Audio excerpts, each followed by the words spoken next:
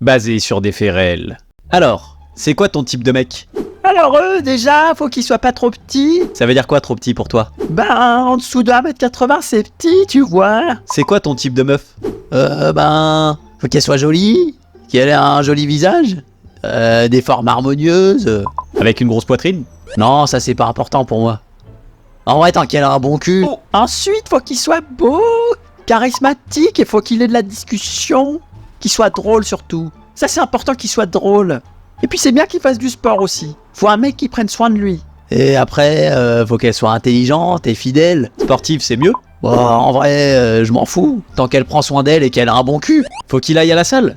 Alors là, non, par contre. Et pourquoi?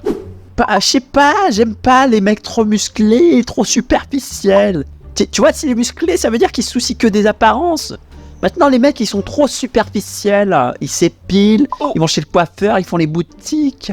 Mais c'est simple en fait, si un mec il passe plus de temps dans la salle de bain qu'une meuf, c'est qu'il y a un problème.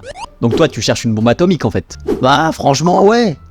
Après, si elle est trop bonne, ça cache souvent quelque chose, t'as vu? Comment ça? Bah ça veut dire qu'elle se soucie que du physique. Généralement les meufs comme ça, elles sont hyper superficielles.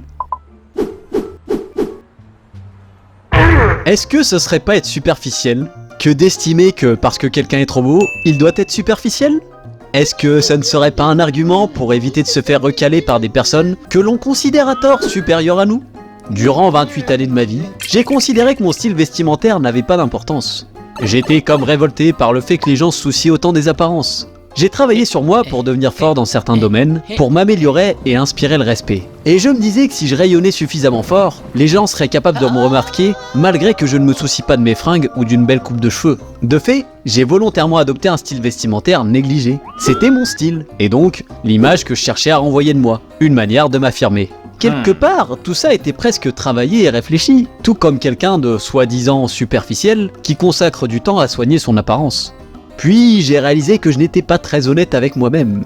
Typiquement, j'ai toujours trouvé plus agréable à regarder et attirante une personne qui sait se mettre en valeur. J'avais ces exigences vis-à-vis du sexe opposé, enfin, surtout dans le cas d'une potentielle relation amoureuse, mais je me permettais d'être un gros schlag. Alors, j'ai commencé par aller chez le coiffeur. Et ça va sûrement vous paraître fou, parce que la plupart des gens l'ont toujours fait. Mais waouh, qu'est-ce que j'ai kiffé! Je me suis senti trop frais, et dans tous les sens du terme. Et maintenant, quand j'ai fait ce que j'avais à faire et que je me suis dégagé un peu de temps, j'avoue que c'est un vrai plaisir de me pimper un peu, ou même de cleaner mon appart au lieu de regarder une série comme un gros lard. Ça, c'est l'étape qui vient quand j'ai vraiment plus d'énergie. En fait, j'ai besoin de résultats, d'amélioration. Et une série, quand tu l'as finie, t'en es toujours au même stade.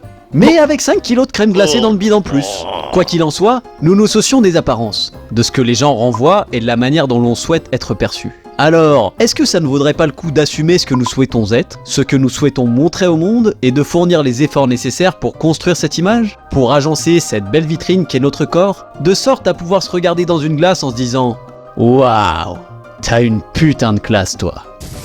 Miaou.